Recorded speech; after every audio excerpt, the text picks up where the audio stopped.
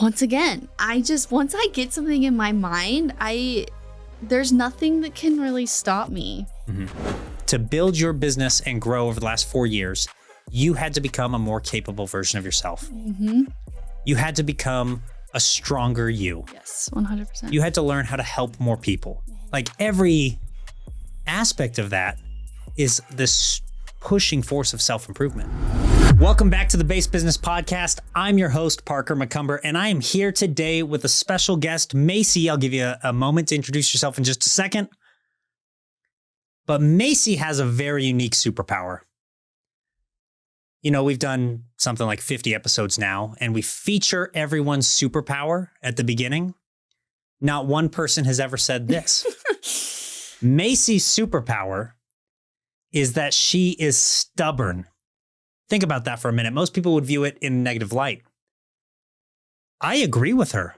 This is a superpower because it inherently means that once you've set your mind on something, you've made a goal, you are chasing it relentlessly. No quit. Correct. So Macy, tell us who you are and what you do. My name is Macie Thornton. I own Utah County Customs. It is a window tinting, car wrapping shop. I do PPF, all of the car customization things. I've owned it for 3.5 years. I've been wrapping for about 6 years-ish. Not consistently, but I wrapped my first car about 6 years ago. And that's my main thing. Why would you do something so crazy like start your own car wrapping business? I've always loved cars. My dad was a mechanic. He just retired recently, but he owned a mechanic shop for 36 years. And I always wanted to work for him. But he never wanted me to be in the shop. He would let me do paperwork and he would let me clean the office, but he would never let me. He would let me watch him work, but he didn't want me working out in the shop with the other mechanics. And I never understood why. It took me a few years to finally understand why he had that view. But when I turned 16, I started working at a car wash, detailing cars. I didn't care what I was doing with cars. I just wanted to work on cars. And I loved detailing cars, but I just had a really bad experience with the manager there. He would make really inappropriate comments, remarks, jokes towards me about me. And I didn't really know how to handle it. So it took me about 3 months until I went to my parents and told them, because I was so embarrassed. I just didn't know. I don't know. I don't know why I was embarrassed, but I was. And my dad went in and yelled at him. You know, I never went back. So obviously that job opportunity was done. So I had a job in between, but I ended up working at a body shop, detailing cars once again. And the same thing happened, not with the manager, but with one of my coworkers. You know, he would say inappropriate things to me and about me. And anyways, I ended up quitting, and I was kind of in a weird spot because I hate school. Hated school. And I did not want to go to college. Like, I was going to do everything in my power to not go to college, but I wanted to be successful. I like being self-reliant. I don't want to have to rely on anybody else for things, which I'm not sure why I am that way. I'm sure there's something bad about that I should probably work on, but I always wanted to be successful in my own way. So I was kind of stuck. I wanted to work on cars, that I didn't want to work for anybody else. And the only thing I really knew how to do was detail. So I would detail outside of my dad's shop, just in his parking lot. And I had people stop by and ask me if I could detail their cars. And it got to a point where I was like, oh, I should probably start a business doing this. So I did. And it was just detailing. And it got to the point where I just wanted to add more. So I learned how to wrap, started wrapping cars, and then I started tinting and doing PPF and all of those things. So that's how it got to that point of starting my own business. So your superpower was on full display in this story already. You knew you wanted to work on cars. You knew you wanted to be successful. Mm-hmm. You didn't want to work for anybody else. Right. Logical conclusion, I'm going to start my own business. Yeah. And I'm going to work with cars. Yeah. I like that you brought up detailing's what you know. You had a little bit of experience doing that between the 2 previous jobs. Yeah. You start detailing, and then you see the opportunity for the value add. This is really important. So the premise of the show, we help entrepreneurs that are starting small, growing. How do they overcome the obstacles that new entrepreneurs typically run into? One of the biggest, best tips I could give somebody, you already had figured out on your own. What can you do to add additional value? Yeah. If, regardless of your business model, whether that's e-commerce, a service-based industry, you have your core product in your offer, that's the wrap. Or at the time it was detailing. Right. And then how can I add value to my customers? How can I give them more, a better experience, more offering? Logical expansion into the wraps. It's a new vertical to some degree too. And then you said the wraps led to the PPF and the window tint and kind of everything else to be a full service shop now. Uh-huh. Tell me a little bit about what the experience was like for you starting the business. I had no idea what I was getting myself into. Like, absolutely no idea. Mm-hmm. My parents were very hesitant about me doing it. I think they really wanted to protect me from failing. I don't know. I think. Can I ask how old you were? I was 20 when I started my business. So I'm Mm-hmm. 24 now. But yeah, I was 20, which I totally get. Like, I would probably feel the same way if I were them. And they were very hesitant. They did not want me to fail. And I didn't really care. So once again, I had no idea what I was doing. Yeah. My dad had started his business 36 years ago, but it's a small business. He didn't really remember how anything worked, at least at the very start of owning a business. So all the paperwork and, everything that you have to go through to actually get an LLC and get everything started. He was no help to me. Love you, Dad. He was no help to me. So I had to figure it all out on my own. Obviously Google helped me, but Sure. I genuinely just had to figure all of it out on my own. And I made a lot of mistakes and, I obviously have fixed them along the way, but I am very much a person that learns by trial and error. I don't like people telling me what to do. I like to do it myself. Yeah. And, sometimes I screw up, sometimes I don't, and then learn from those experiences and move forward. So yeah, starting my own business, I had no idea what I was doing. Genuinely. I still kind of feel like I have no idea what I'm doing, but that never goes away. Yeah, I'm sure. And I've heard that a lot. Because every time you level up a little bit, there's always something new. Right. You're I don't know what I'm doing. So you kind of just have to go, you have to fake it, fake it till you make it. Mm-hmm. And that's kind of how I've done everything. So there's a lesson that I want to extract for the viewer real quick. You made mistakes and you fixed them along the way. Oh, yeah. So you didn't let your ignorance and how to start the business delay you from starting the business. Right. You just started taking action over and over and over again. Mm-hmm. And as you went through this process, you started to, I call it supervise and refine. That's the term that I use. But you're supervising and refining the process and you're recognizing, oh, I've made some mistakes here. I'm going to fix them as I go. Yeah.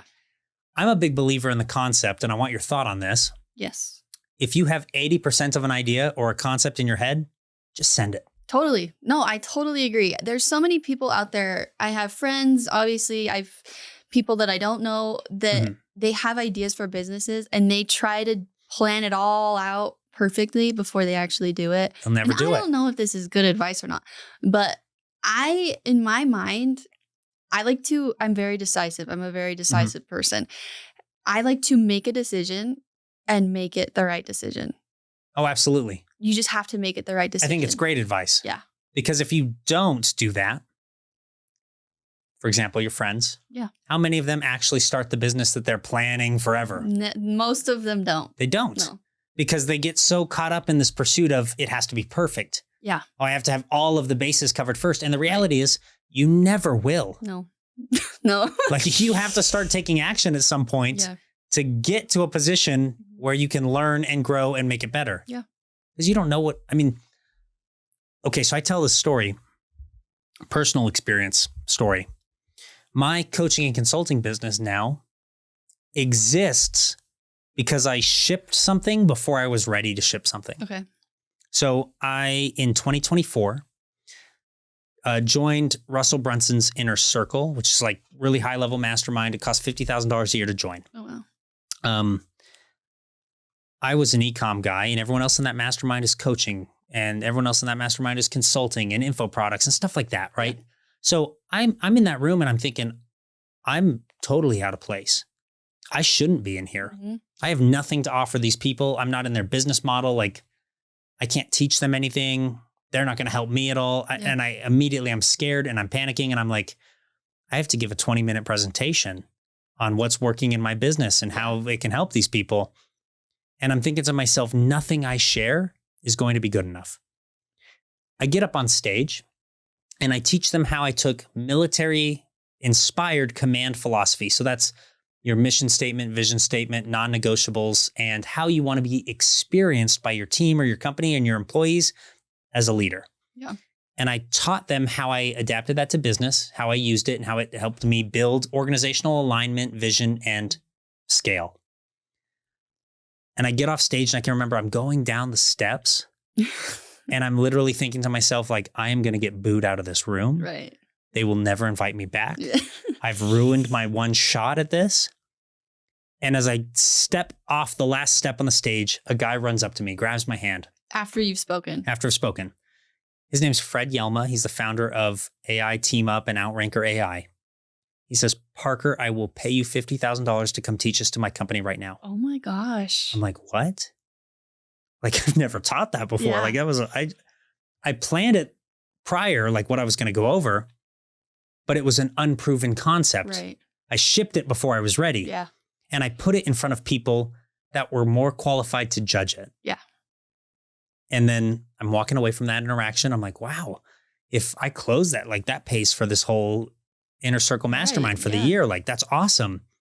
Another guy runs up to me. His name's Herman Blanco. Herman owns a company that helps IT professionals land 6-figure jobs. And he's like, Parker, do you have a coaching program I can join? Do you have a course I can buy? I'm like, no, I'm sorry. I know this is the wrong answer. Right, yeah. Like I'll get on it. Yeah. But I don't have anything for you right now, man. I'm sorry. I've never done this before. Right. And I walk away from that. And then Edward Collins, the founder of UpLevel, he comes over to me. He's like, Parker, that's your next $10 million a year business idea. And I'm not talking about gross revenue. I mean, that's your net take home if you can master this. And I'm like, oh, like this room of people that I admired, that I looked up to, but that just 20 minutes prior, I thought I had nothing to offer. Mm-hmm. They're the ones that told me it was good. Yeah. That there was a demand for it. So if you're the entrepreneur right now, you have 80% of a concept, just ship it. Put it out there to the people who are maybe more qualified than you to judge it. Yeah, and they'll tell you if it's good or bad. Right. Yeah. Oh, yeah. Totally. So you ship it. You start your company. Yeah. You're taking actions to make it better as you go. And you're learning throughout the process. What did that feel like to you maybe in that first year of business? Because that first year is the hardest. Oh, yeah. What did it feel like? Painful, I would say. It was rough. Mm-hmm. Plenty of, super late nights at the shop, plenty of emotional breakdowns. I am a very anxious person. I've struggled with anxiety my whole life. And I wanted to quit so many times.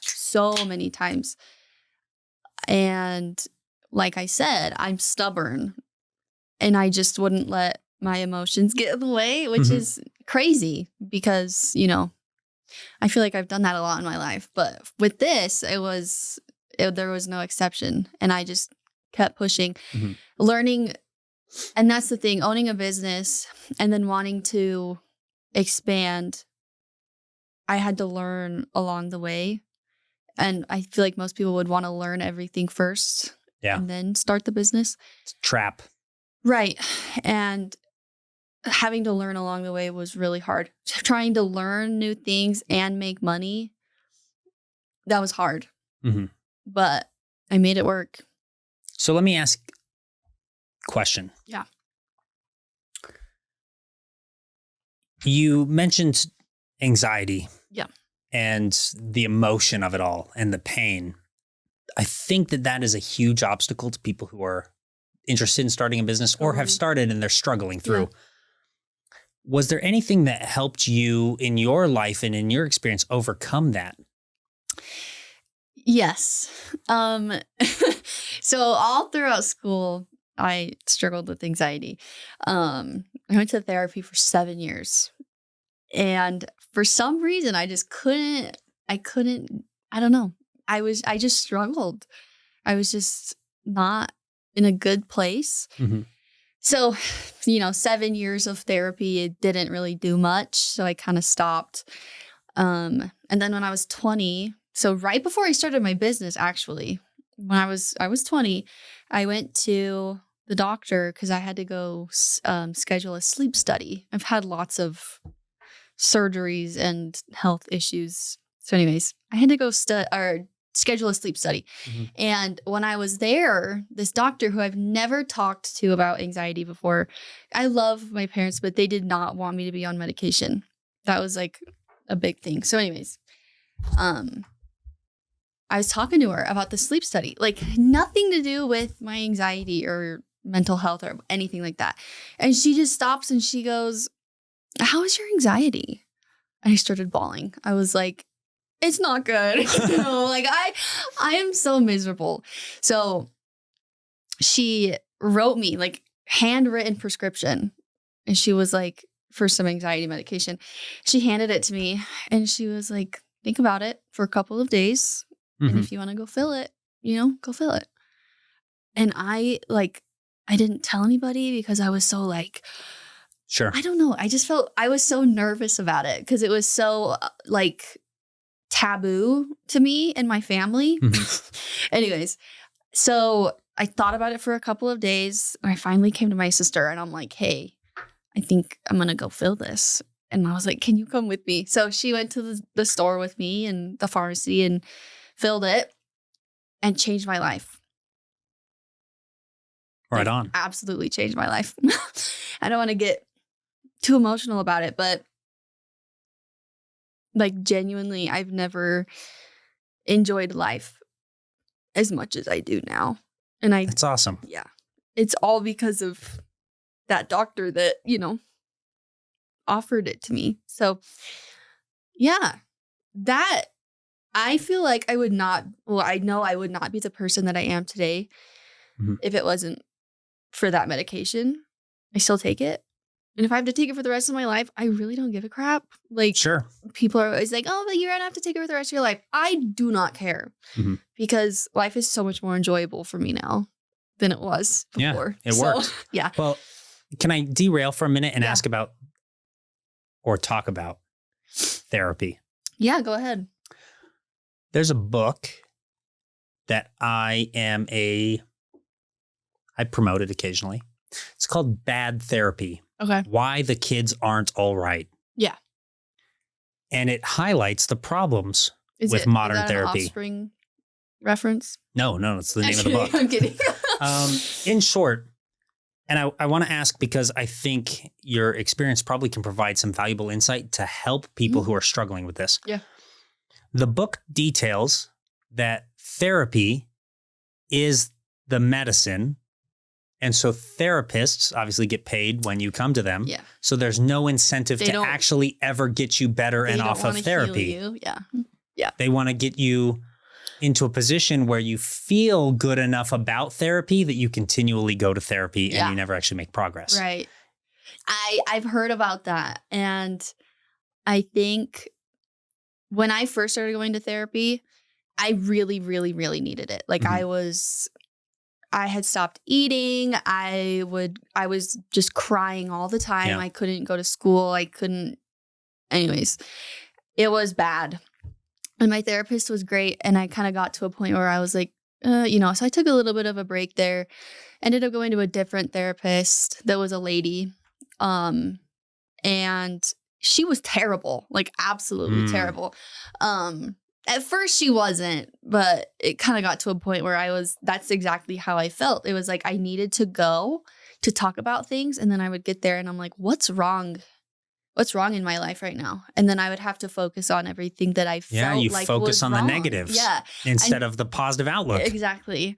So, and like there's always something negative that you can think about. Yeah. And there's always something negative that you can focus on.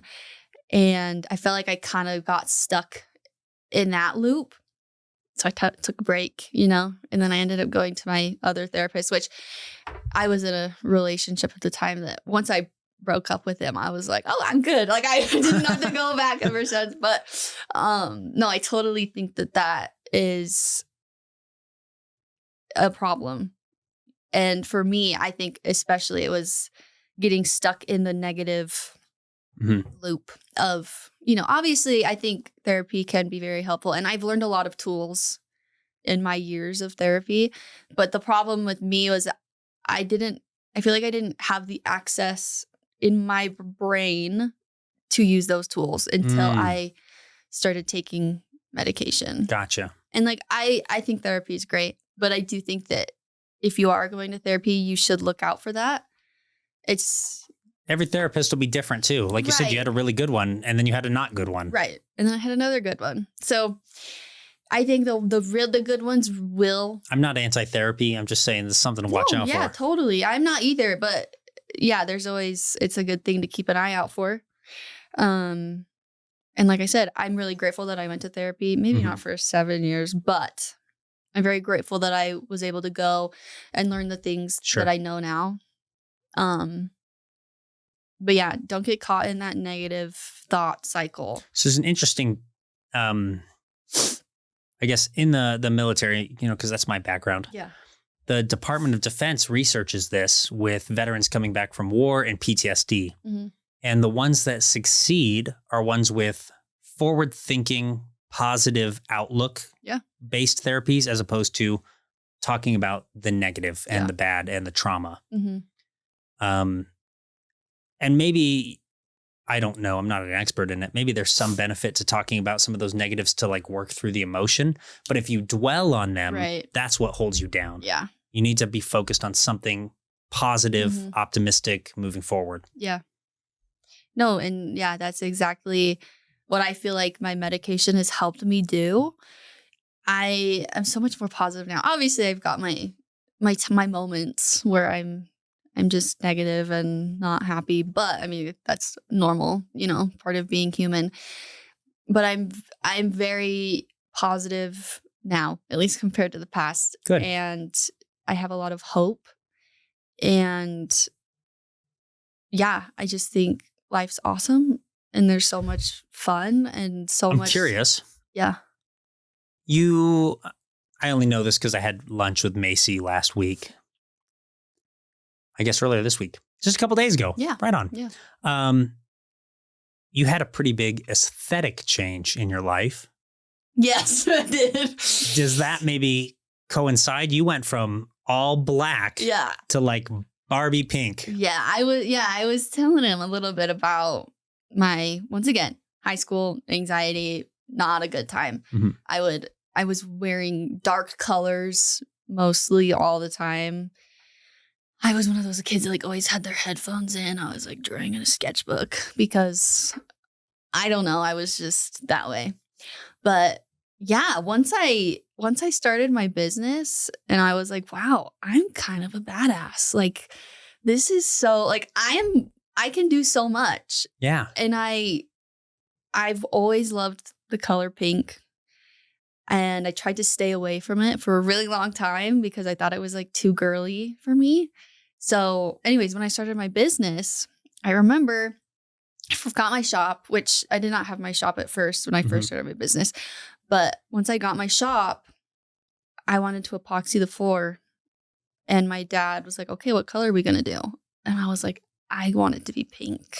He was like, are you sure? And I was like, oh yeah. Oh yeah. I'm positive. So we go to the store where they supply the epoxy, and they said the same thing. They asked me if I was sure probably like 7 times. Like, yeah, no, I'm positive. And I've just really embraced it ever since then. I mean, I have pink pants on right now. They're cool.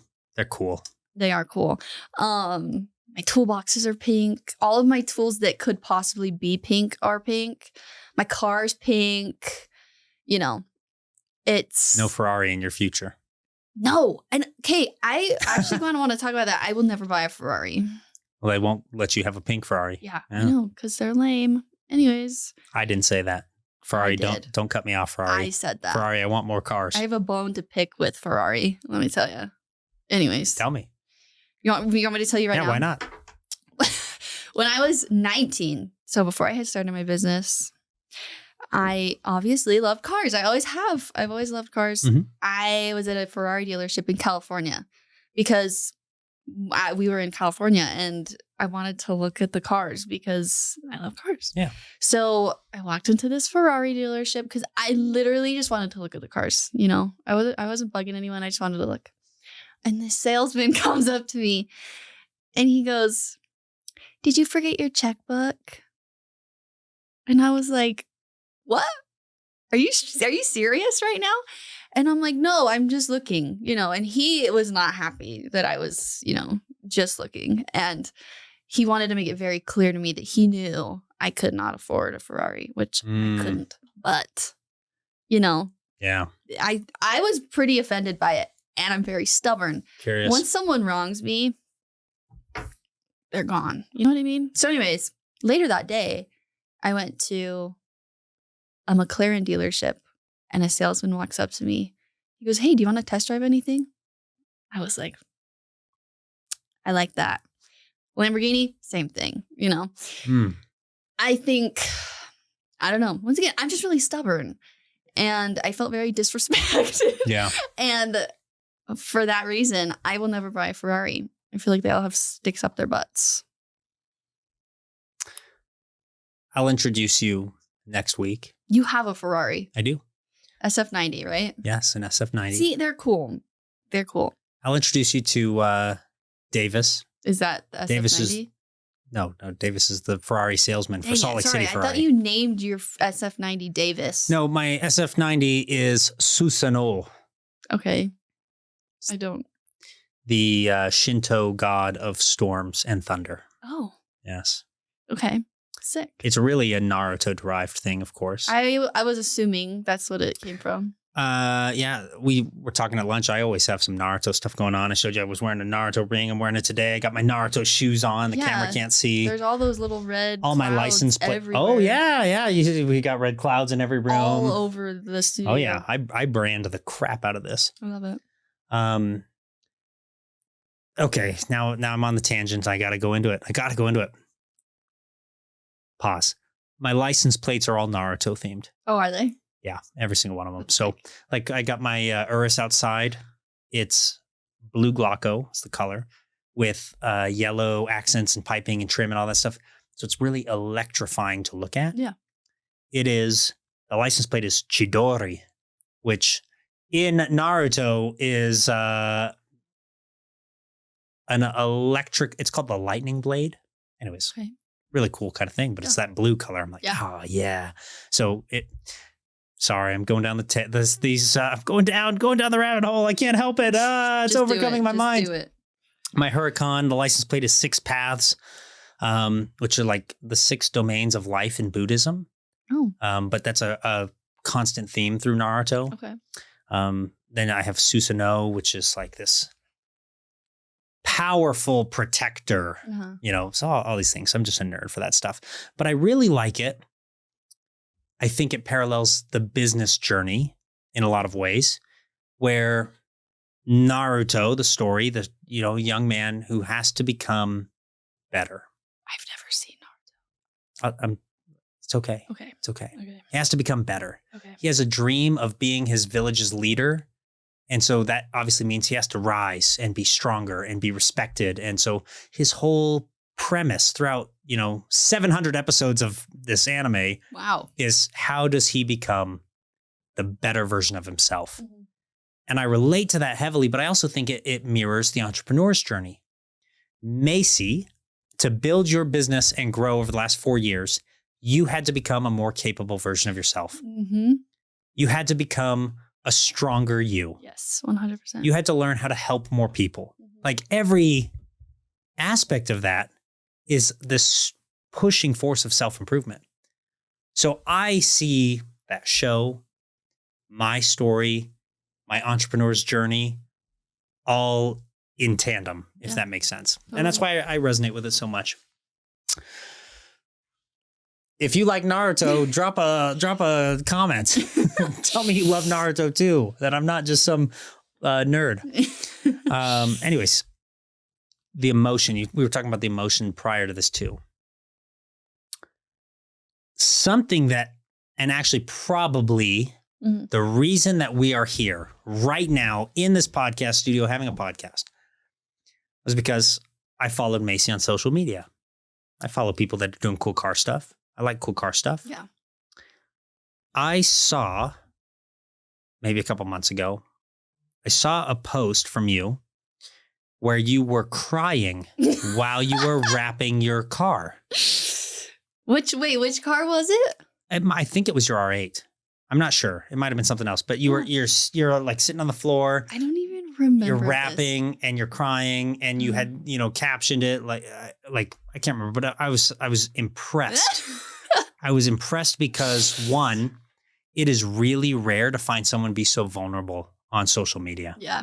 And two, the amount of self-confidence and faith that you had in you and your journey to that point to do that, very admirable. Thank you. So I said to myself, okay, this is somebody that I want to connect with. I want to get to know. I want to learn their story. So we had lunch earlier this week. I told her, I said, Macy, I'm just a fan. I'm just a fan. I want to get to know you. But I actually had Trinity.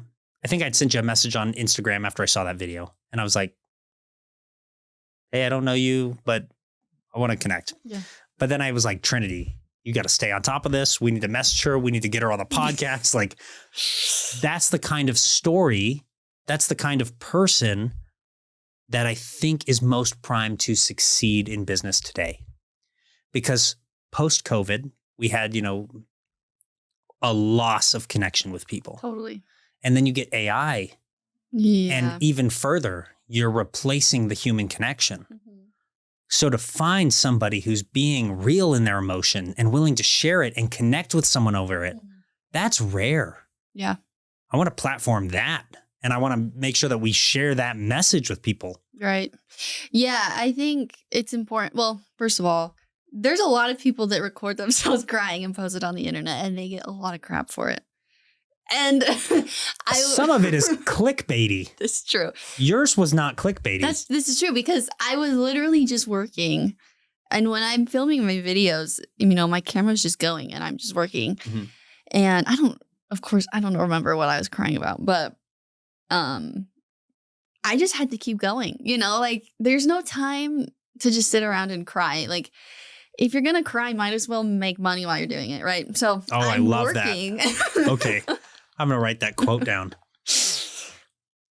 AI will caption too. If you're going to cry, make money while you're doing it.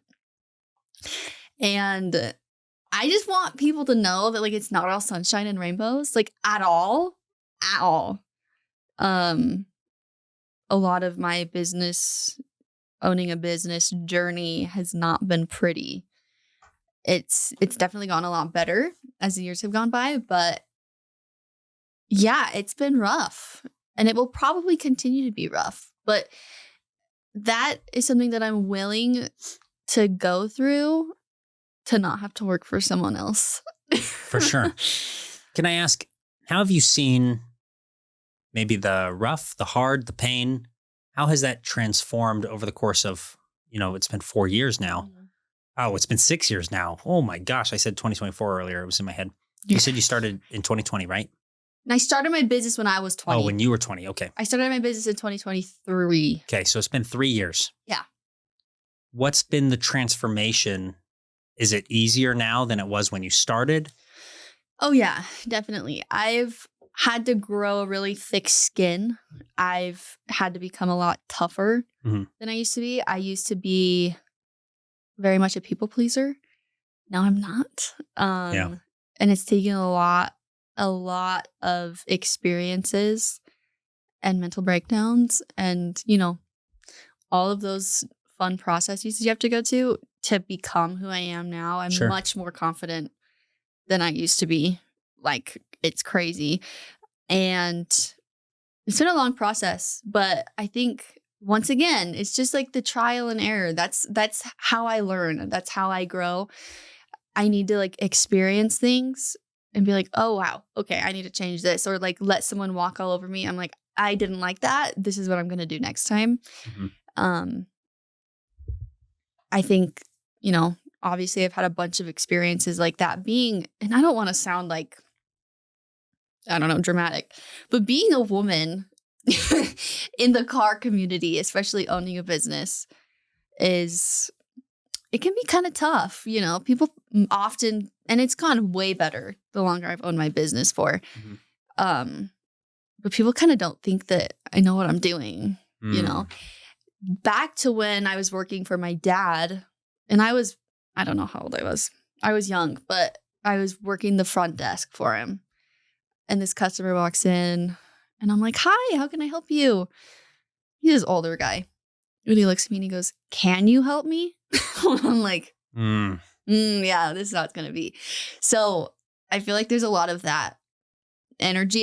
At least it used to be. You got to dish it back. Can you pay me? Yeah. I'm like, actually, I probably know way more than you do. But yeah, I don't know. It's been tough, but it's gotten much better, especially this past year. Would you say that it got better because you got better? Yes, totally. Okay. Oh, yeah. I mean, I'm much more efficient in the way that I work. So I'm not working as long of hours. I still work a ton, but I'm not working crazy hours like I used to. I used to spend way too much time in my shop. I love my shop, but it was very mentally draining for me and I would get burned out really fast. But once again, I'm the type of person where it's like, if I get burnt out, I don't take a break. I just keep going, Oh, you can't. You can't. Because your business right now is you. It's just me, yeah. So I just had to learn to adapt and to get better because there's no quitting, There's no calling my boss and saying, hey, I can't come into work today. I don't feel good or whatever, Yeah. My customers are relying on me and I have to show up no matter what. No matter how, if I'm sick or if I'm sad or if I'm tired, it doesn't matter. I have to show up and I'm going to continue to do that. Why do you show up? Why do I show up? What's your why for all of this, I guess? Obviously, there was a passion that led you to it, but you could have quit a million times by now. No, for sure. So why are you doing it? I think there's a lot of reasons why I'm doing it. I'm very grateful for my parents and they've done so much for me. But I think the biggest thing that they've done for me, well, one of the biggest things is they've set me up for success. They did not hand me anything. Right. But they, gave me an environment where I could thrive and I could learn and be, so that's what I want to do. I want to get married and have kids someday. And I want to be able to set my kids up for success. I want to teach them how to work hard. And I want to teach them, to have confidence in all of these things. But I don't want to hand them anything. But I really want to prepare my future children for success. It's a dream of mine to be able to just take care of my family. Not like my future husband and kids. I don't want to stay at home husband. That's weird. But I would love to be able to pay off my parents' house. Yeah. Pay off my sister's house, buy them cars, whatever it is. I just want to be able to take care of my family. And that's probably been the those two things are probably the biggest reasons why.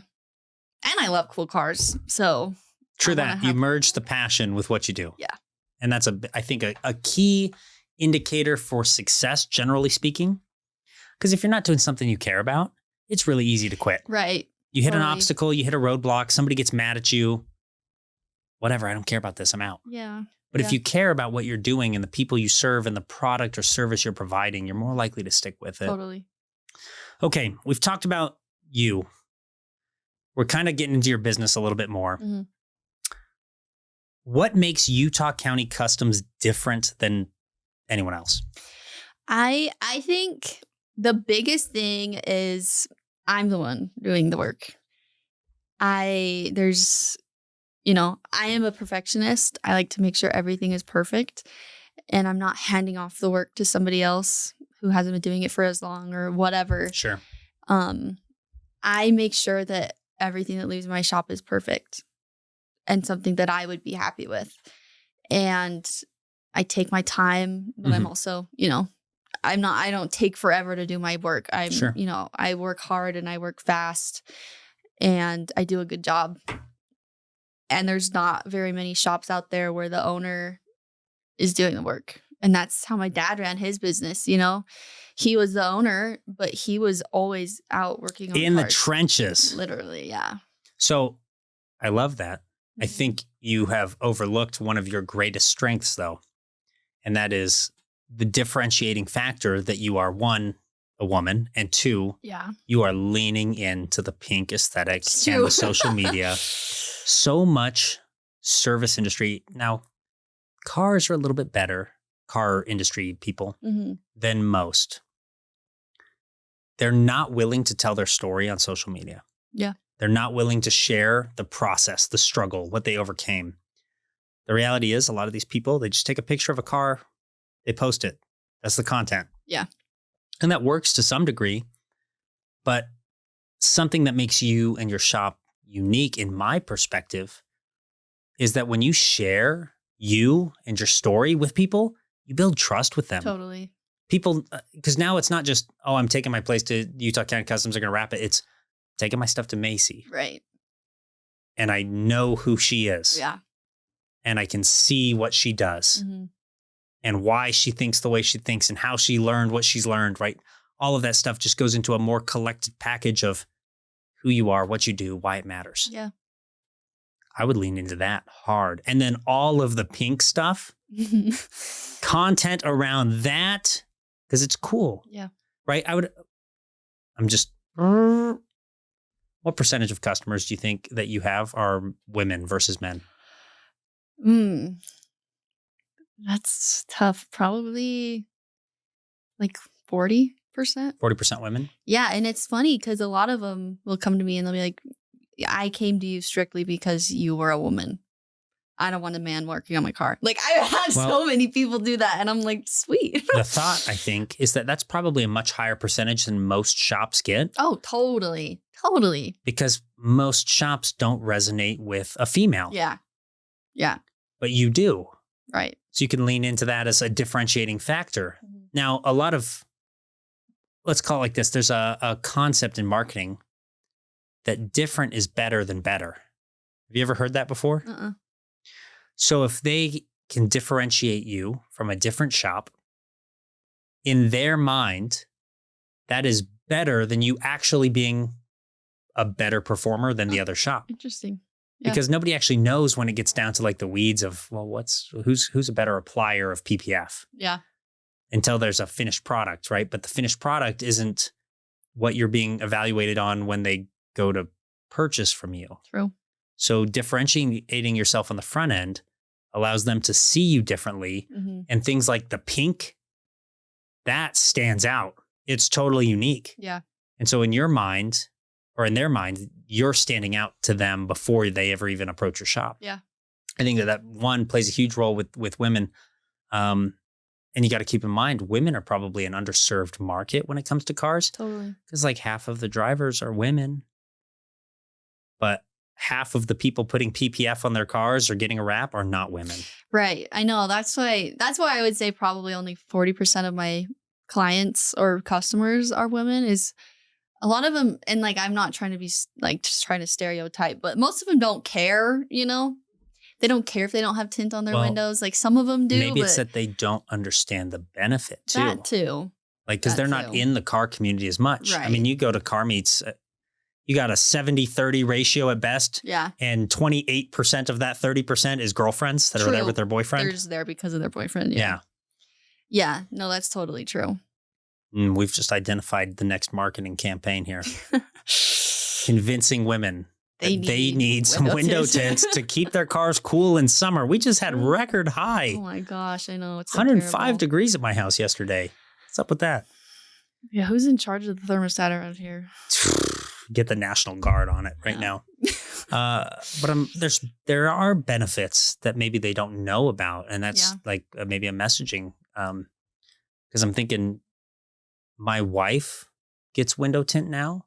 She only gets window tint because I told her to get window tint to get her car cooler, and she's like, "It can make my car cooler," and I'm like, "Yeah, it'll make your car cooler." Yeah, but she didn't know that. Temperature wise and looks wise. Yeah, cooler. double cool. Yeah, cool squared. Yeah. Okay. So, what would you say is your most popular service? Like, what do most people come to you for now? Window tint. Window tint? 100%. I'm constantly tinting windows. I would venture to guess that has a lot to do with the summers here. I mean, again, there's also people that think it's cool, but right. If you can keep your interior 10 degrees cooler and it's 105 outside, it's totally worth it. Keep it cooler. Yeah. Well, do you do anything as far as, okay, so you get somebody into your shop, they want to get window tint, you tint the windows. What's your ascension or value model look like? How do you get them coming back? How do you have repeat customers? People don't buy cars all the time. This is true. Yeah. And I have a lot of repeating customers. I think, first of all, the work that I do is really good and it lasts. You know, the way that I install tint isn't how a lot of people install tint. I make sure that it lasts, and I have I offer a lifetime warranty on all of my tint and all that stuff. But I think it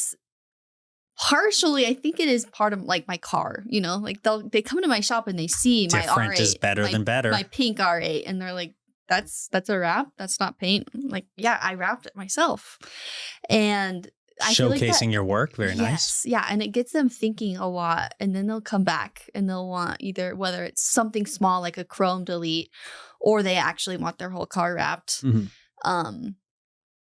I think just like having them see my work is what keeps them coming back. And then my social media on top of that, you know, I don't show everything that I work on. I could definitely be better about that.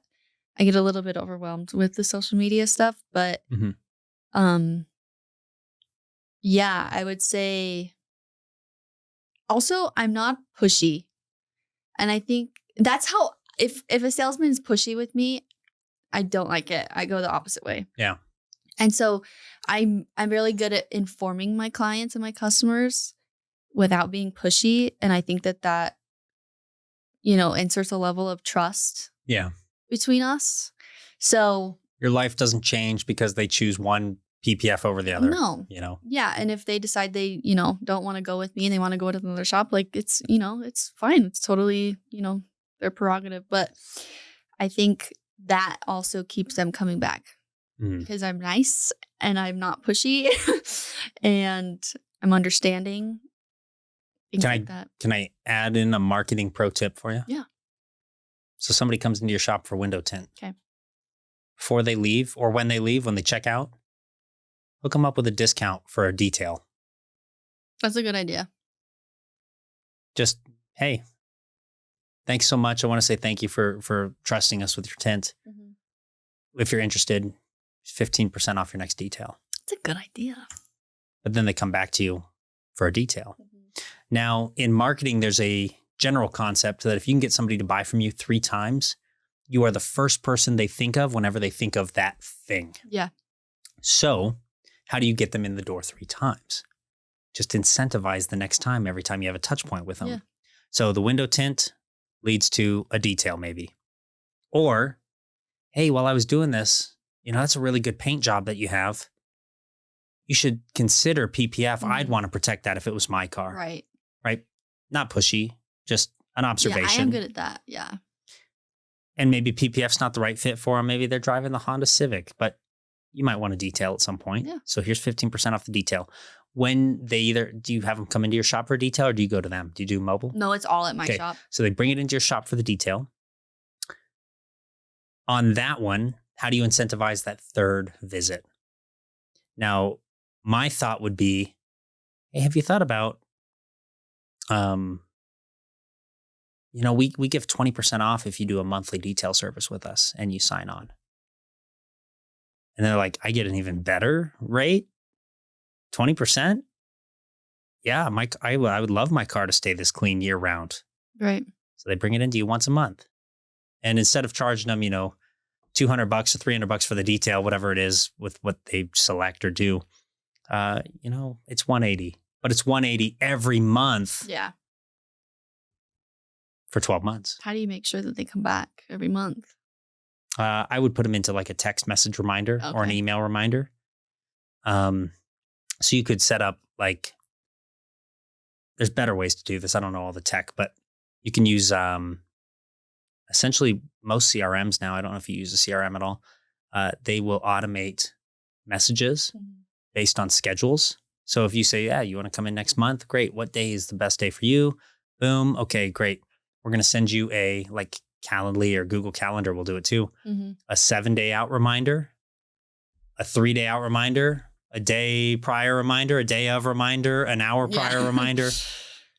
That might be too much, but get them a few touch points. So, oh yeah, I got to come back. Or, hey, I can give you 20% off a membership. You get a monthly detail if you sign up today. So you do that on the second visit. They sign up, just get the next one scheduled. Schedule month to month after that. Yeah. And you tell them, hey, you can pay up front. So you get 20% off, pay for the year in full, 20% off, or we can do, monthly payments and you still get a discount, something like that. I don't know. Yeah. But just an option. But that way you have an initial service, a second touch point that's almost guaranteed, and then recurring after that. I like that. Grow the business. Yeah. I tried to kind of get away from detailing just because it's not as, I don't know. I just enjoy other things. Okay, so here's the next thought then. I do think that's a really good idea. Hire some high school kid, teach them how to detail. I have thought about that. And then, you pay them $50 a car. Your materials on it is probably $50 a car, and you still make $100 for them coming into your shop each time. Yeah. Gangster move. Totally. I mean, I don't know nothing about that world. I'm just saying that's what I do. Yeah. I mean, I think that's really smart. Go Team USA. Yes. Okay. On the business note, a lot of people that watch this show, I say a lot of people because I know all of them. I'm just teasing. They're starting businesses or they've started a business. Most of them are still in the first 3 years, 4 years. So you're right on par with them right now. Big obstacles that a lot of them run into is the fear of judgment. Yeah. I'm sure that that's something you've experienced, especially with social media presence that you have. They're afraid of judgment. They're afraid of the perception that people will have of them. They're afraid of failure and what that will do to their reputation or what people will think. How do you overcome fear in your business? I've had a lot of, I mean, I think everything that you just have mentioned, I've experienced all of those things. I had to learn to just not care. I wanted something, I wanted to start a business, and you can't care about what other people think if you're going to do that. You have to do what's best for you. And I mean, that's exactly what I had to do. I had to start posting on social media, which is terrifying, And you got to put it out there. Yeah, putting your face out on the internet. And I've had so many, a lot of my videos get hate comments, It's just kind of the name of the game when it comes to social media. I'll show you my hats after this podcast. Okay. I'm excited. And it used to be really hard on me, just seeing the negative comments. And now they don't bother me at all. I mean, there's a couple that I'm like, ooh, that one hurt. But for the most part, like I've just had to grow into this new, I don't know what you would call it. But like, I feel like I'm a completely different person than when I stronger first started. version. Yeah. Things that used to maybe would have bothered you or break you. Yeah. You're stronger than that now. And it's like, I've learned that the people that are going to try to tear you down, they're trying to tear you down because they're below you. You know? 100% agree. Yeah. They're trying to pull you down to their always level. comes from below. Totally. Yeah. And when you kind of learn those things and you can hear that, but until you experience it yourself, it might not click. And like, that's how it was for me. So many people had told me that. And I was like, okay, but like, it still hurts. Yeah. So having to learn, like, you have to get through those tough parts to get to the good stuff, you know? And the fear of failure was a really big one for me as well. And I didn't really, and I know this doesn't apply for everybody, but I just didn't it wasn't really an option for me. I just had to keep going. And so I did. And obviously I wanted to quit a bunch of times, like I said before, but I'm really stubborn, even with myself. I'm not going to let I have a lot of self-control and I have a lot of self-discipline. I always have. And yeah, I won't let myself stop. Two thoughts. One, you said failure wasn't an option. I want to unpack that for a minute, but also the self-discipline piece. That doesn't come natural to most people. Right. What did you do to develop that? I think I played sports a lot when I was younger and like pretty competitively. And I think that had a lot to do with it. My parents, they weren't super strict when I was growing up, but they expected a lot from me, you know? Like, I wasn't expected to get straight A's, but I did anyways, you know? I wasn't expected to be, I don't know.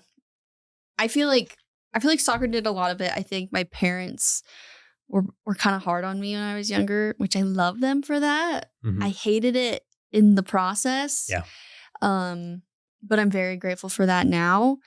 I've also seen my brother kind of throw his life away a little bit.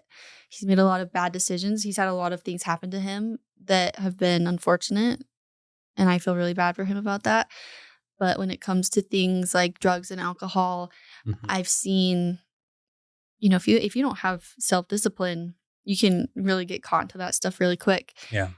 And I didn't want that to be an option. I'm staying on the straight and narrow. And that's where I want to be, and that's where I'm going to stay. So I think that has a lot to do with it as well. I'm also just very specific in the things that I like and the things that I want and the things that I want to have. And I don't know. I don't like to be the victim. I don't want to be the victim. I want to be the person that makes it happen. Preach. Okay, victim. Now I have to unpack that. One person I will never work with, I just do not tolerate it, is the victim. Totally. If you have victim mentality, stay away from me. Yeah. I don't want to be around you. Yeah. I don't want to help you. I don't want to interface with you. I'm not going to let that bring me down. Yeah. The opposite of that is the perfect person to work with me. I view the opposite of victim mentality as the owner. Yeah. And it's not necessarily ownership of a business. Right. But ownership of their responsibilities, ownership of their outcomes. Yeah. They take responsibility for their situation to the max. That is the best possible people to have in your corner, in my opinion, because they uplift you. They encourage you to take responsibility. They encourage you to take ownership. Yep. So oh man, I love that you brought that up just because I could get that point in. Totally, Chef's kiss. Okay. What was the other one I said I wanted to unpack? I'm going to forget now. Okay. What's the coolest car that you've worked on? Probably, I worked on a Rolls-Royce Cullinan, which was really Okay. cool. We like the Cullies. I just recently worked on an STO. Very cool. Raul, shout out. Shout out to Raul, And one of my Jenna. favorite people. Love you guys. Love Jenna. Yep. Those are probably the two coolest ones. Are those the most expensive cars you've worked on? Probably. Mm. And like, and of course, there's my R8. That's a really cool one that I've worked on. That is a really cool one. Yeah. Okay, let's talk about the car for a minute. My story. Mm-hmm. And then tell me your story. Okay. So I've got my mastermind coming up. I invited you. Thanks for coming. Yes. I'm planning on you coming now. I will be there. Okay. I host the mastermind at Club Paddock. Mm-hmm. I do that for a very specific reason. When I was a young soldier in Germany, I'm 20 years old. I'm walking the cobblestone streets of Nuremberg. And for the first time in my life, I see a Bugatti. Oh. Now, I grew up a really poor kid in Eagle Mountain back when it was like still Lehigh. Yeah. Like just house in the middle of nowhere. Uh-huh. And so prior to that experience, prior to seeing this Bugatti in person, that's just a poster or it's just a picture on the internet. Totally. It wasn't real. Yeah. But here one was in front of me and I could touch it. Mm-hmm. And so that changed my concept about what's possible because all of a sudden I had to realize someone has obtained this car in real life. They've done it. Yeah. And if someone could obtain it, it could be obtained. So then the car at that point, previously I might have looked at cars as like, oh, it's the status symbol. It's the sign of wealth. Now it was a symbol of what can be achieved. And it wasn't just the car. It was the person that you have to become to achieve it, the value you have to create. I mean, like all of this stuff starts getting unpacked in my mind. So the cars to me became a symbol of what's possible, of what levels I could ascend to. So I host the mastermind at Club Paddock now because we're surrounded by, $20 million plus of supercars and exotics and stuff. And I'm like, it's one, I got a couple cars in that garage. It's cool now, but I get to see all of these things that to me are the receipt for the hard work, the leadership, the value created that those people had to create, those owners had to create. Yeah. So that's what the cars are to me. What are the cars to you? What was the R8 to you? Well, the first time that I decided I wanted one was in Las Vegas. My dad had taken me to Dream Racing to go drive cool cars for my birthday. And I drove the R8 and I hadn't really thought much of R8s. Like obviously they're cool and like Iron Man and, all that stuff. I drove one and I was like, wow, there's something about it. I don't know. I'm not sure exactly what it was, but there was something about it. And I was like, I'm going to buy one of these someday, which sounded wild. How far long ago was that? I think I was 18. Okay. So yeah, I think I was 18. So 5 years. That's all it took you. Yeah. Somehow. Okay, keep going. I drove it and I was like, I'm going to buy one. And, I think my parents thought I was insane probably. So once again, once I get something in my mind, there's nothing that can really stop me. Mm-hmm. So love that. I made it happen. I don't even know. I just worked my butt off and that in itself just shows me like how capable I am. And, it took me 5 or so years, but I made it happen. And to be able to see the big picture is such a blessing, and to see that like I am able to accomplish things that I want to accomplish and nobody can stop me. I have to write down this quote too. Okay. Once I get something in my mind, there is nothing that can stop me. Yep. That's a freaking superpower. That's it. The stubborn, but I mean, so many people have a dream or a vision and they set out to achieve it. But along the way, there's always opposition. There's always an obstacle. There's always a problem, and they quit. So many people quit. If you can have the vision to see how to go achieve something and just take relentless action to go and achieve it, you're the most powerful person in the world, in my opinion. Yeah. Secret to my success, secret to your success.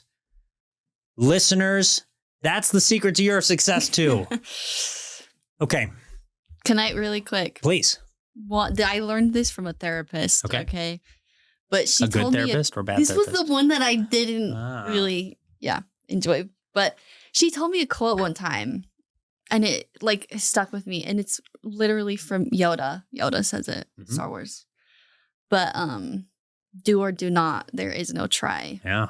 You have to just do it. There's no trying. You just have to do it. Do it. Just do it. Just do it. Don't let your dreams be dreams. Now tell me, who delivered that better, me or Shia LaBeouf? Drop it in the comments below. Right. That's going to make it on Instagram. Bart, that's a clip. Shout out to the new listeners. Bart's our studio manager who will be clipping all of this. What up, Bart? Okay. I love all this. This is good stuff. Yeah. Let's talk about the strategy a little bit. Okay. I'm nervous about this part. We've already kind of got into it a little bit. I guess. You know, the marketing rule of 3, like how do you re-incentivize the visits? Because you want, at the end of the day, I don't know your business, so take it with a grain of salt. Right. The biggest threat I see to your business from the outside is if customers stop coming in. Yeah. So what keeps the flow, right? Yeah. For me right now, just to share what's working for me, it's organic social media paired with advertising, and they feed each other in a lot of ways. I call this the authority engine. So I'm giving you my kick-ass framework that makes me buttloads of money. Love it. I do long form content every week, like this podcast. Yeah. The long form content is designed specifically to build trust. I show people how I think, how I solve problems, how I help others. Then we got Bart out there, clips that bad boy up. And not only does he clip it up, we'll throw it into AI and have them clip it up. And then Bart will make that even better with his cool video wizard editing skills. Yeah. But then I have my shorts, my clips, my reels, my TikTok, all that crap for the month. Yeah. We post. So short form is specifically designed to get views. Right. So long form builds trust. Short form gets views. Now there's a cycle here. Views lead to follows. Follows are conversations that I can start. Conversations lead to sales. We pair this with omnipresence across all platforms. So like we use a software called Metricool. I'm not sponsored by them. Just telling you what works.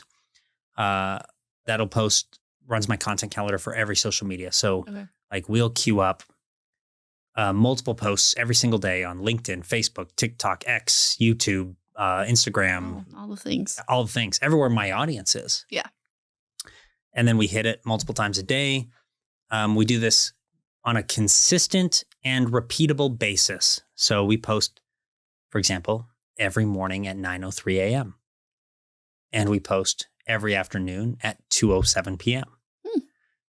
We do that every single day because these algorithms on these social media platforms identify your Macy's pattern of life. When are you on your phone every day? You might not know, but it knows. Right. Yeah. And it intentionally gives you the content that you're most likely to engage with at that specific time.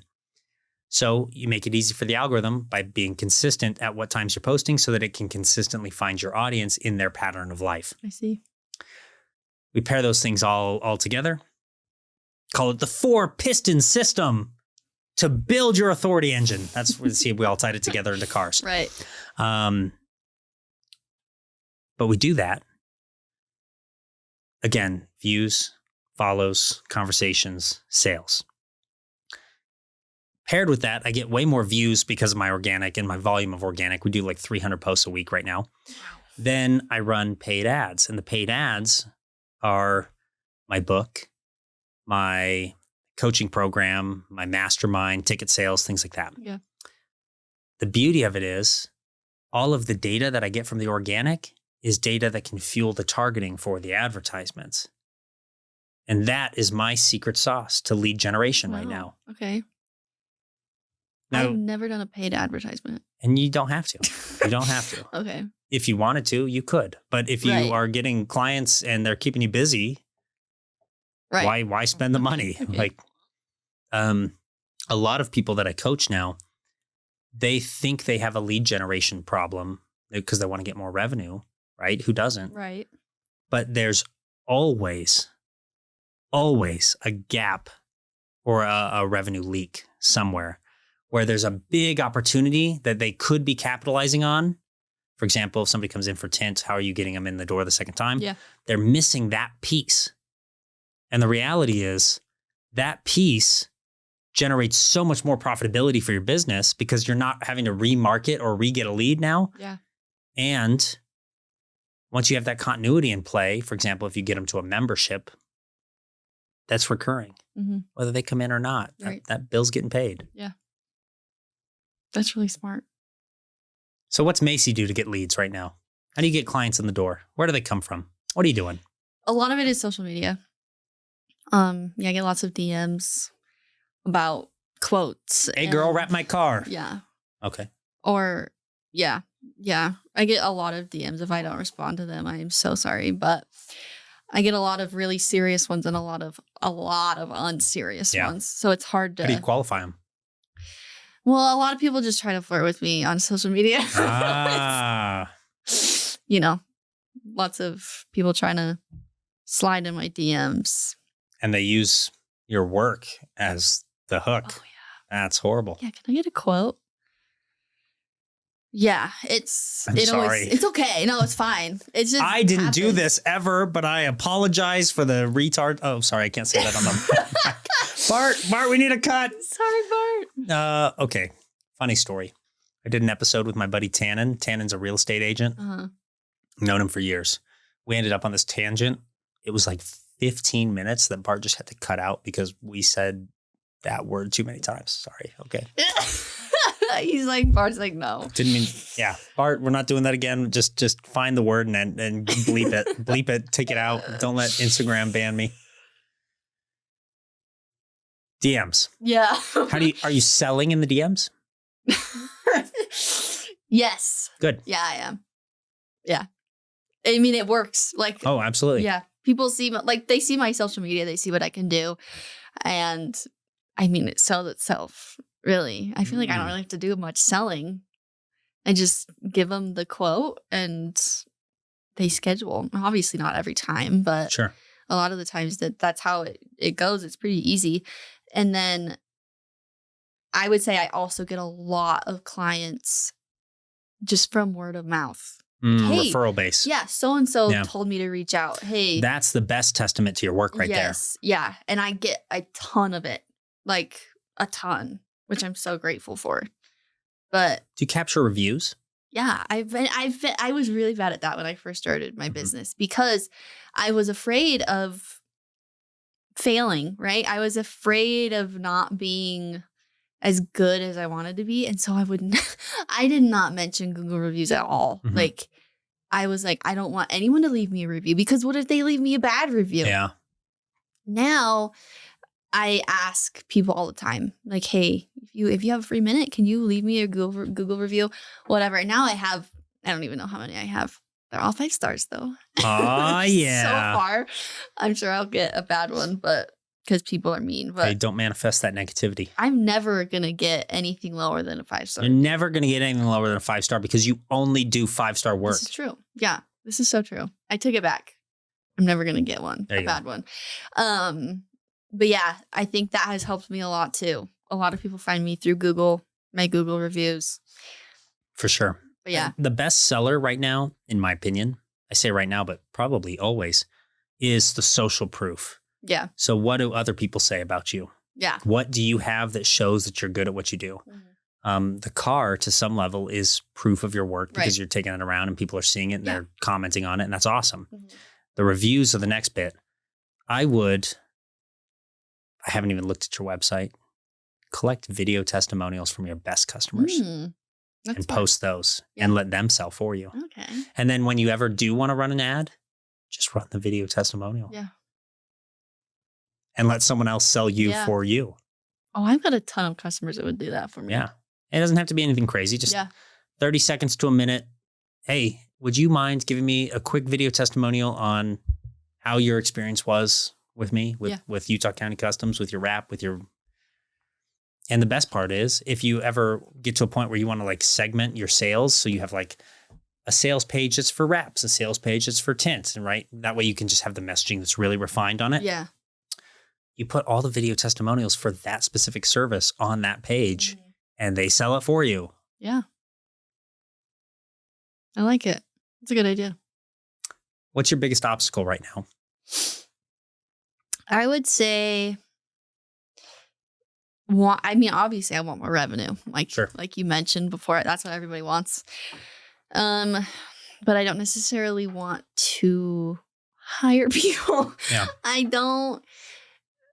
I have a hard time letting people take over for me. You know, like I said, I like things. That's called the founder's trap. Yeah. Because you become the bottleneck that limits the business then moving forward. Yeah.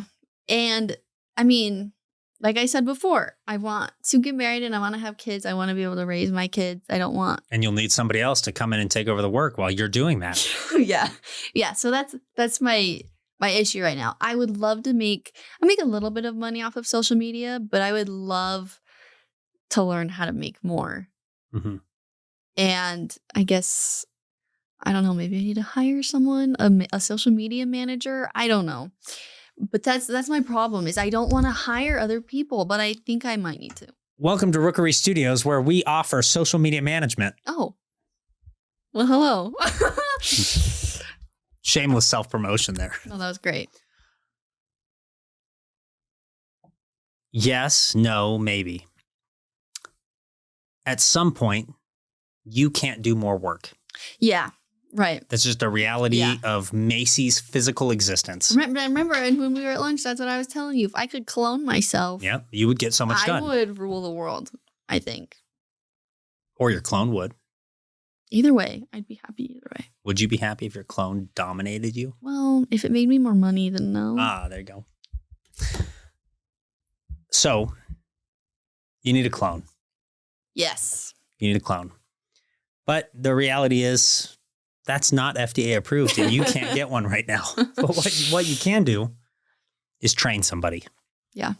Not knowing, your revenue numbers or anything like that. But I understand you have a goal at one point that you want to get married, you want to have kids, you want to raise the family. Yes.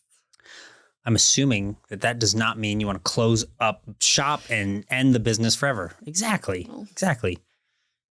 So, reverse engineering, backwards planning from that goal, there has to be a team in place at some point. Mm-hmm. The hard part for a lot of founders is you don't want to give up control.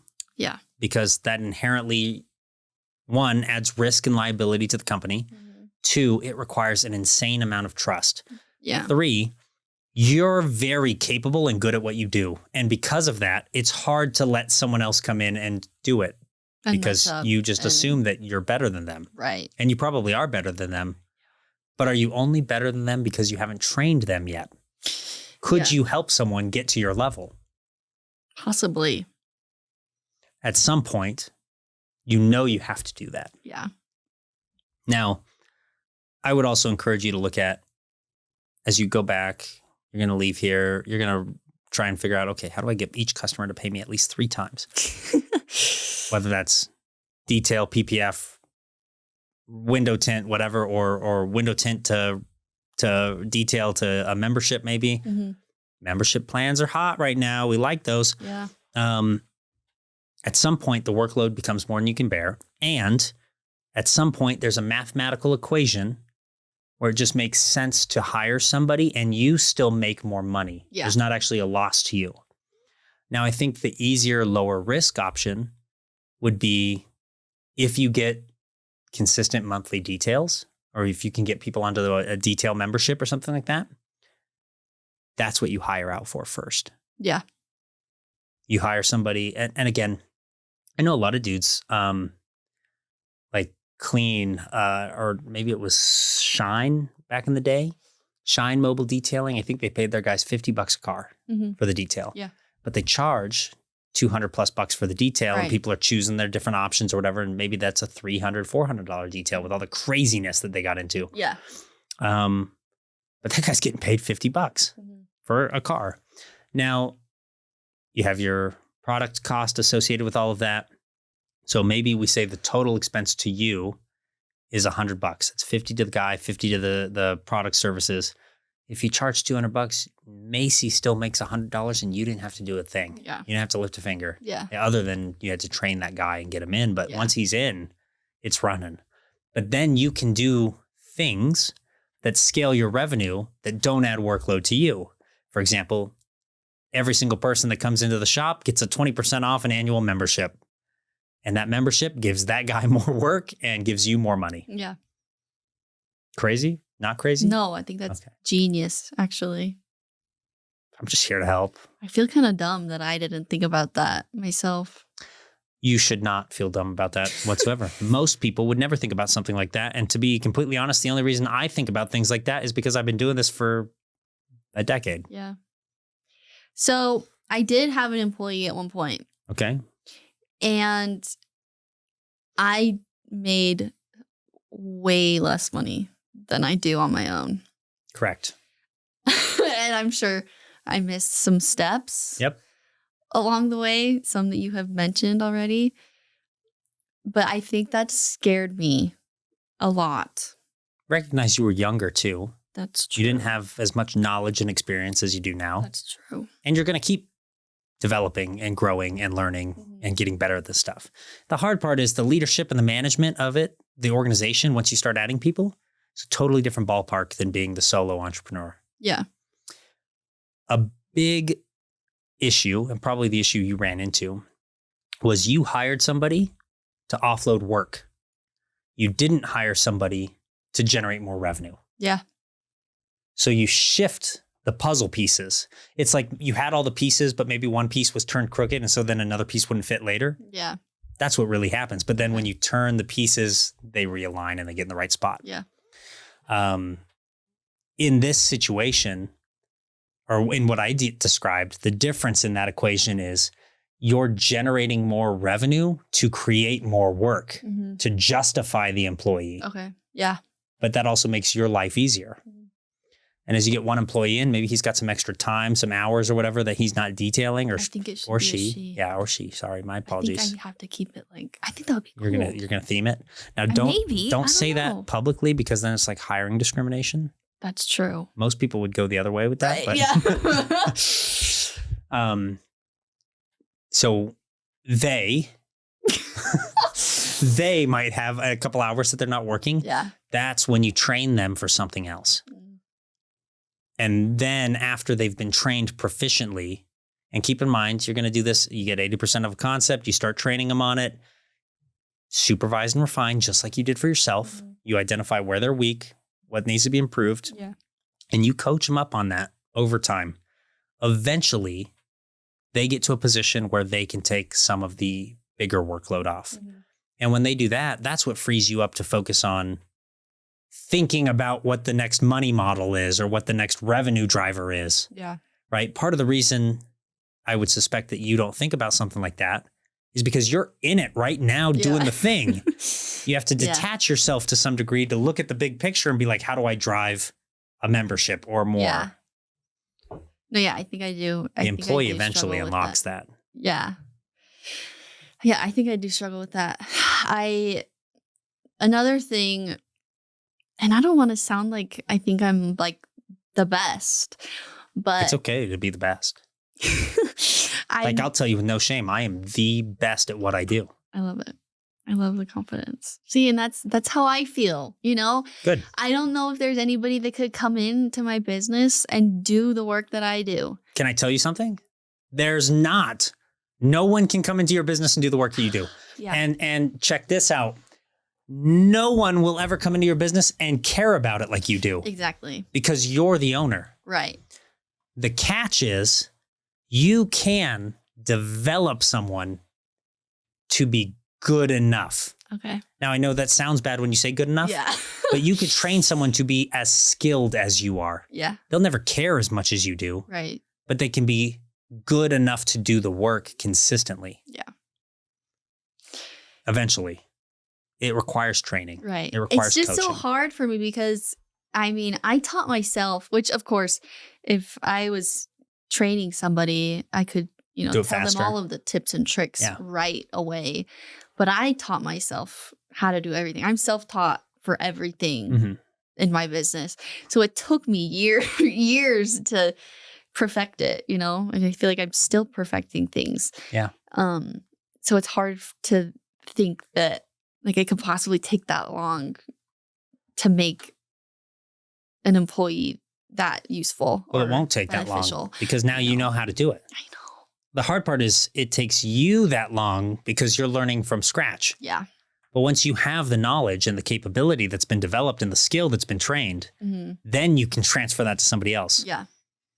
As long as they're willing to learn. So I also have this fear. What if I train someone how to do my job? How to tint windows. I teach them all of my tricks. What if they leave and start their own business and then they might start a competing business? 2 thoughts. There is a very real possibility that they could do that. Yeah. The first step would be that you provide them with such a good work environment that they have no desire to leave. I like that. Okay. Incentivize them when they do good. Now, keep in mind, there are some obstacles that maybe you're not thinking of. For example, I'm sure there are. you remember those first 3 years of your business and year 1 is harder than year 3? Right. If they leave, they have to go through that. And most people aren't strong enough, smart enough, qualified enough to go through that. True. They will give up and quit, or they'll get into their, I'm going to make this perfect business plan and I'm going to have it all schemed out. And then they never do. They never do. Yeah. So I think that probably encompasses 80% of possible employees that you would get. They're going to fall into one of those buckets there. Yeah. Then the next 20%, they might actually go and start a business. And if they do, will they do it as good as you, the business? No, because I'm the best. No, they probably won't. Yeah. Why not? Because you have more years of experience. You've developed a higher level of clientele. You have the reviews and the testimonials. They don't have any of those things. So you still have the advantage on them. And third, they might go start a business and be good at what they do and bring in clients and actually compete with you. But every year, Utah adds 12,000 new drivers. That means a lot. Every year, and that's just Utah. Wow. Every year, there are 1,000 new drivers per month on average on Utah roads, which means you have 1,000 new chances to win a customer. Oh. So then it doesn't become you think about it like this. It's not a zero-sum game. Yeah. They might learn how to wrap and tint. And so they go start wrapping and tinting, but are they detailing? Did they get the membership thing set up that you're going to do? Did they get the other touch points built in so that they get more revenue? No. Yeah. And then in the end, the grand scheme of things is that if things get competitive and organic, you've already got the base and you've already got the income and the revenue to run paid ads. Now, Dan Kennedy said this once. He said it many times, but the business that can afford to pay the most to get a client wins. So if you're already positioned better than them, the reality is when it comes to that point, and this sounds cold and heartless, but it's just true, you can crush them. Oh, my do not disturb has ended. That means we've been going for a while. Crush them. Crush them. Okay. Yeah. But I wouldn't operate in the scarcity mindset around that kind of stuff because it's just not realistic. Yeah. Not with the growth in the population out here. I just think about all of these things. I have a lot of thoughts that run through this brain of mine. And of course, I've thought about all of these things plenty of times. So of course, I would bring them up to you, but You're welcome to bring them up to me. What else you got? I think those are the main two. I made more money by myself, versus when I had an employee. And then It just means the model needed to be tweaked. yeah. And then, what if I teach someone all of my tricks and then, they take them with them and start another business? Those are, I think, the biggest two things that I'm scared about when it comes to expanding. They're real fears. Yeah. Both are true. Yeah. Like we said, the employee and you making less money, that one stems from a model being incorrect. Something wasn't running appropriately, in my opinion. Yeah. It's where you're handing off work as opposed to generating revenue. Because what should happen in theory is you bring in an employee, the employee frees you up enough to bring in more business. Yeah. And then the employee helps with that workload. Yeah. Yeah. And they might leave. You might train somebody, they might get really good, and they might leave. I think most people will never actually start the business because they'll start to realize what all goes into it, and it's just a lot of work, and now there's liability. Also, keep in mind, most people are not cut out to be entrepreneurs. And I'm not trying to say that to be mean, no, it's but true. it's that there's a lot of risk and instability, especially when you start. Until you've got, the system built and the business built and the clientele built, there's a lot of variables, and you're wondering, how the hell am I going to pay for my rent? How am I going to get food? How am I going to feed my family? Yeah. Right? All those things, I think, are a deterrent as well. Totally. Okay. Macy, you've provided a ton of value to me and to my audience. Is there anything that I could do for you or your people? I think keep doing what you're doing. I think it's awesome that you're trying to help young people and try to, make their dreams come true and help them learn how to do that. And yeah, I'd say just keep doing what you're doing. Well, thank you so much. The secret is I was once a young person too. Yeah. Now I'm just a decrepit old man. I'm just kidding. Mission Ready Mastermind is back July 23rd and 24th at Club Paddock in American Fork, Utah. This episode probably won't air before that, so I guess it's a wasted thing. But we'll be back in October. And I'll have another episode next week because that's what I do every week. Lovely. Anything you want to say to the audience before we take off? Make sure they know how to find you, how to do business with you. What's your Instagram handle for them, all that stuff. Okay. Thank you for listening to this podcast. You can find me on Instagram, TikTok, YouTube, Facebook, all at Utah County Customs. What else did you say? How can they do business with you? Oh, yes. If you would like to do business with me, you can either shoot me a DM, you can text or call my business number, which you can find on Google, or you can send me an email at utahcountycustoms@gmail.com. Okay, you were faster than I was at signing this book for you. Oh. I said, Macy, thanks so much for coming on the show, comma. Please don't hesitate to reach out if I may ever be of service. You're so nice. Best, comma, boom, big P, Parker, McCumber. Kind of funny. I used to play indoor adult league soccer. Really? I do that. You do? Yeah, I had a game last night. You play at Temp? I have played there before. Okay. I've played there since I was a youngin', but I played at a place down in Springville. They do futsal. I'm familiar. Yeah. I don't regularly play there, but I really don't regularly play that much anymore. Kids, life. It's a lot. It's hard to go out because they play the adult leagues at night. I'm like, I had a game one night at 11 p.m. I'm like, are you kidding me? Like, what are we doing here? Yeah, the 11:15 games are terrible. Now I forgot why I was going to go bring that up. What was I going to bring that up? Okay, well, Macy, I got a copy of my book for you. How the hell are you doing this? It's written by me. Thank you again for coming on the show. Thank you so much. Stand up, get a quick handshake. in front of this third camera.